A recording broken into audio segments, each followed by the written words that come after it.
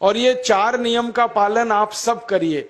मैं आपको विनम्रता पूर्वक लेकिन विश्वास से कहता हूं कि ये 4 नियम का जो भी पालन करेगा, जिंदगी में बीमारी और रोग उसको कभी आएंगे नहीं। आप भी अगर ये पालन करेंगे तो बहुत अच्छा होगा। मैं भी करता हूं मेरे जीवन।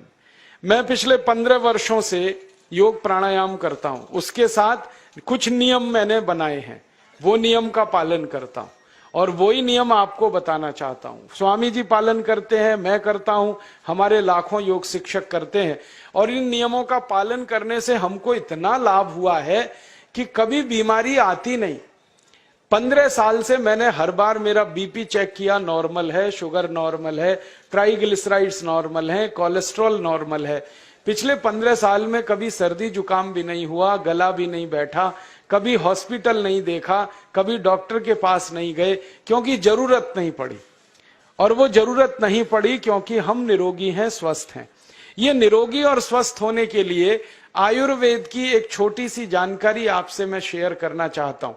आयुर्वेद में यह कहा गया है कि किसी भी व्यक्ति को निरोगी होना है, रोगमुक्त होना है, तो अपने जीवन में 3 बातों का ध्यान रखे। अपना वात, पित्त और कफ, तीनों का संतुलन रखे। वो 3 तरह के दोष हैं हमारे शरीर में, वात, पित्त, कफ। आपने सुना होगा, ये त्रिदोष आधारित शरीर है। जब वात बहुत बिगड़ जाता है तो 80 से ज्यादा रोग आते हैं। जब पित्त बहुत बिगड़ जाता है तो लगभग 46 से 50 रोग आते हैं। और जब कफ बिगड़ जाता है तो 28 रोग आते हैं।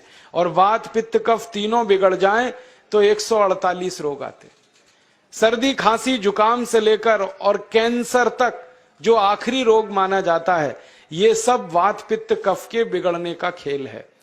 तो इस देश के आयुर्वेद चिकित्सा के सबसे महान लोगों में से कुछ नाम आप जानते हैं, जैसे चरक ऋषि, जैसे सुश्रुत ऋषि। ऐसे एक ऋषि हुए बाघभट्ट।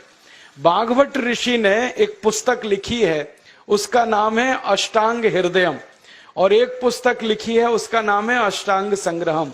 इन दोनों पुस्तकों में उन्होंने 7000 नियम बताए हैं। उनमें से 4 बताता हूं, अच्छे लगे तो आज से ही पालन करो और दूसरों को भी बताओ, ताकि कोई भी इन नियमों का पालन करे तो बीमार ही ना पड़े। ये चारों नियम हैं वात, पित्त और कफ को संतुलित रखने के लिए। अब वात, पित्त, कफ तीनों एक साथ आपके संतुलित रहें तो उसके लिए पहला नियम है खाना खाने के तुरंत बाद पानी नहीं पीना। ये पहला नियम है। आप बोलेंगे ये तो बड़ी मुश्किल बात है, खाना खाते ही पानी पीते हैं हम तो सबके सब, और बिना पानी पिए खाना ही नहीं खाते। कई लोग तो खाने से ज्यादा पानी पीते हैं, खाना कम खाते हैं, पानी ज्यादा पीते हैं। ये खाना खाने के बाद पानी कभी भी नहीं पीना, क्योंकि महर्षि बाघभट्ट कहते हैं भोजनांते विषम वारी, माने भोजन के अंत में पानी पियो तो जहर के पीने के जैसा है। इसलिए वो कहते हैं कभी भी खाने के तुरंत बाद पानी मत पियो। अब आप मुझे पूछोगे क्यों नहीं पिए, कारण बता दो। कारण मैं बताना चाहता हूं सरल भाषा में। हम जब खाना खाते हैं ना तो पेट में सारा खाना इकट्ठा होता है। पेट में एक स्थान होता है, उसको हम कहते हैं जठर। संस्कृत में, हिंदी में जठर कहते हैं, अंग्रेजी में उसको एपिगैस्ट्रियम कहते हैं, हिंदी में कुछ लोग उसको आमाशय भी कहते हैं। ये जठर छोटा सा स्थान है। आपके पेट में नाभि है ना, उसके लेफ्ट साइड में बाईं तरफ छोटा सा स्थान है। सारा खाना आपका इसी स्थान पर आता है। जो भी आप खाते हो, रोटी, चावल, दाल, सब्जी, दूध, दही, कुछ भी खाओ, सब कुछ जठर में आता है। अब जठर में जैसे ही खाना इकट्ठा होता है तो उसमें आग जलती, और उस आग को कहते हैं जठर अग्नि। मिला के बोल देते हैं जठराग्नि। आप जैसे ही खाना खाते हो, पेट में जठर में अग्नि जलती है। वो अग्नि खाने को पचाती है, और अग्नि खाने को ऐसे ही पचाती है जैसे रसोई घर की अग्नि खाने को पकाती है। आपके रसोई घर में आप अग्नि जलाओ, उसके ऊपर दूध रख दो, दूध में थोड़ा चावल डाल दो, अग्नि जब तक जलती रहेगी खीर तब तक बनती रहेगी। आप घर में अग्नि जलाओ, उसके ऊपर पानी रख दो, उसमें दाल डाल दो, दाल की पकने की क्रिया तब तक चलेगी जब तक अग्नि जलेगी। ऐसे ही पेट में होता है, जैसे ही आपने खाना खाया पेट में अग्नि जलती है, और जब तक अग्नि जलती है तो खाने के पचने की क्रिया चलती है। जैसे रसोई घर में खाना पकाते हैं वैसे ही पेट में भी खाना पकता है, इसी को हम पचने की क्रिया कहते हैं, अंग्रेजी में उसको डाइजेशन कह देते हैं। तो आपने खाना खाया, पेट में अग्नि जल गई, अब वो खाने को हजम करेगी, पचाएगी। अब मुझे एक प्रश्न का उत्तर दो आप, कि जैसे ही आपने खाना खाया पेट में अग्नि जल गई और वो खाने को पचा रही है, तुरंत आपने गट गट गट गट पानी पी लिया, और खूब ठंडा पानी पी लिया, बर्फ मिलाया हुआ पानी पी लिया, फ्रिज का पानी पी लिया। क्या होने वाला है? अग्नि जलेगी कि बुझेगी? अग्नि के ऊपर पानी डालो तो अग्नि और पानी की दोस्ती नहीं है, दुश्मनी है। पानी अग्नि को बुझा देता है। तो आपने खाना खाया, अग्नि जली, पीछे से गटगट पानी पी लिया, अब अग्नि शांत हो गई, अब खाना पचेगा नहीं, तो वो पेट में पड़ा पड़ा सड़ेगा, और सड़ा हुआ खाना 100 से ज्यादा विष पैदा करेगा, और वो 100 विष आपकी जिंदगी को नरक बना देंगे, और जिंदगी भर आप बीमार पड़े रहेंगे। आपको मालूम है, कई लोग कहते हैं मुझे पेट में बहुत गैस बनती है। ये गैस उन्हीं को बनती है जिनका खाना हजम नहीं होता।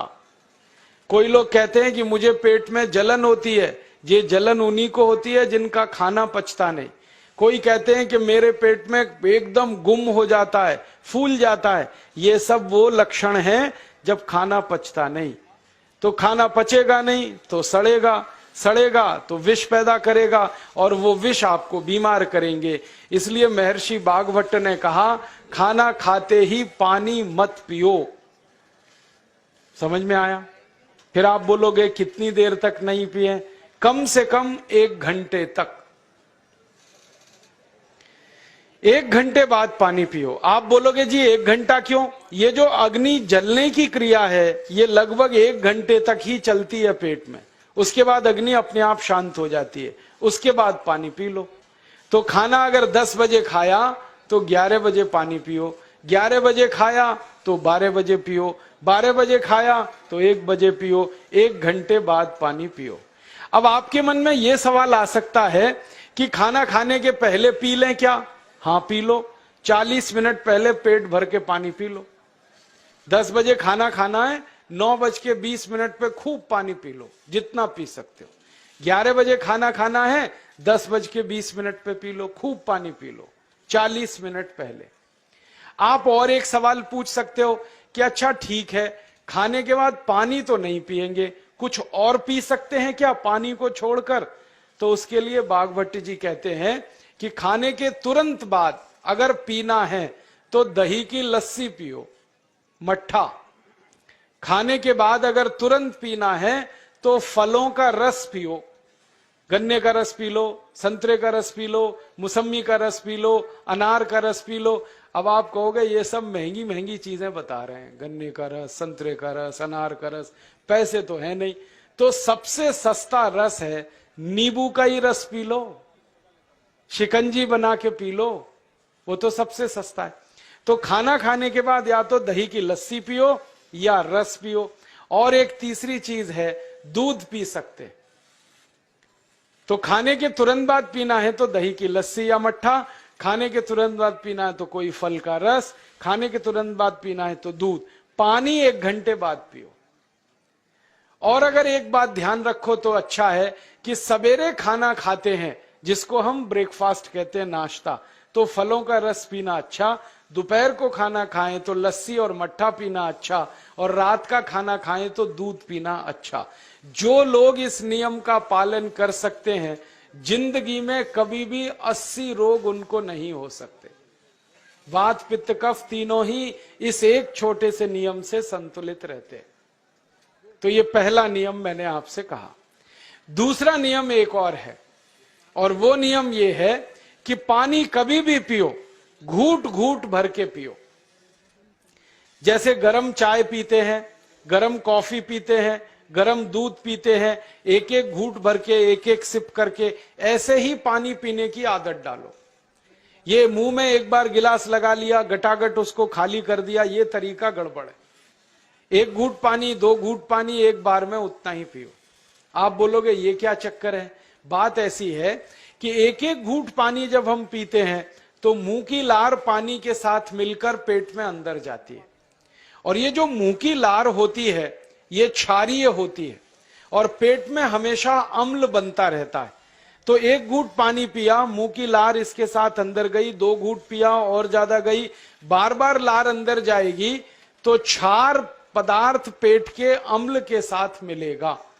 पेट में अम्ल बनता है, मुंह में लार क्षारीय होती है। तो ये क्षार को अम्ल में मिला दिया जाए और ये अच्छे तरीके से मिलकर पेट में जाए तो कभी भी कोई व्यक्ति के पेट को अम्लता नहीं होती, एसिडिटी नहीं होती। और पेट में अम्लता नहीं होती तो रक्त में अम्लता नहीं होती, और जिनके रक्त में अम्लता नहीं होती उनकी जिंदगी में कभी भी वात पित्त कफ के असंतुलन की स्थिति पैदा नहीं होती। इसलिए पानी घूट घूट करके पीना।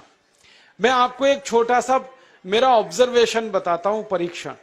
आप भारत देश में या दुनिया में कहीं भी जाओ, मनुष्य को छोड़कर पशु पक्षियों को देखना शुरू करो, वो पानी कैसे पीते। किसी चिड़िया को पानी पीते हुए देखो, किसी पक्षी को पानी पीते हुए देखो, वो चोंच के एक बूंद ही के बराबर ही पानी उठाता है। एक बार में एक बूंद पानी लेगा, फिर थोड़ी देर चोंच चलाएगा, फिर पिएगा, फिर दूसरी बूंद लेगा, फिर चोंच चलाएगा, फिर पिएगा, फिर तीसरी बूंद। एक एक बूंद पक्षी पानी पीता है। कुत्ते को पानी पीते हुए देखो, चाट चाट के पानी पीता है। शेर को पानी पीते हुए देखो, चाट चाट के पानी पीता है। जितने जानवर चाट कर पानी पीते हैं, जितने पक्षी एक एक घूंट पानी पीते हैं, किसी भी पक्षी और किसी भी जानवर को डायबिटीज नहीं है, किसी को अर्थराइटिस नहीं है, कोई पक्षी ओवरवेट नहीं है, कोई पशु ओवरवेट नहीं है। वो सब स्लिम और ट्रिम है, क्योंकि वो इतने होशियार हैं कि पानी चाट के पीते हैं या घूट घूट करके पीते। अब मुझे ये हैरानी होती है कि ये पशु पक्षियों को कौन सिखाता है? वो अपने जन्म से ये ज्ञान सीख के आते। उनका कोई गुरु नहीं है, उनका कोई विद्यालय नहीं है, उनके कोई प्रशिक्षण शिविर नहीं लगते, फिर भी उनको इतनी अकल है कि पानी घूट घूट पीना।